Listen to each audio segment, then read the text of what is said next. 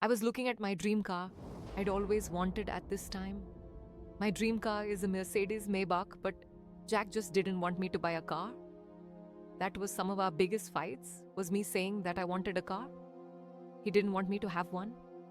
Still to this day, I don't know why that offended him so bad. I think it was obviously just the control that he wanted over me and not having a way of transportation to go to your house if I wanted to, or if I wanted to go to the mall or anything. He wanted me to stay home. So he told me that the car was a stupid financial decision, even though he owns 4 cars and all these watches and all this jewelry. And I was like, for the one thing, I just want to be proud of one thing. I want a car.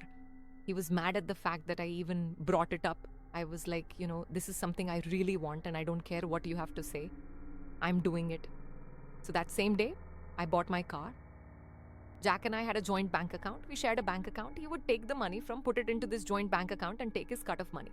But when I went into my account, I realized all my money was gone before I even could wire the money for my car. The day I was buying my car, I went into that bank account, which was where I was going to use that money to buy my car. And I looked at it and it was all gone. And I was like, what? Like, I was so confused.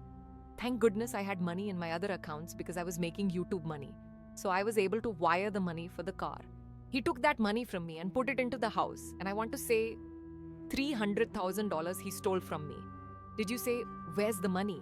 Did you say hey, I have to wire for my fucking car. Where's the fucking money? I said that and he said that we're buying a house. He never asked me if it was okay. Whenever I said, I don't think that's what I want to do. I don't want to do that. Him and his dad would come to me and say, how good it's going to be. So when was he planning on giving this said money back to you? He wasn't. He wasn't planning on doing it. It just was, take it how it is. I already did it. It wasn't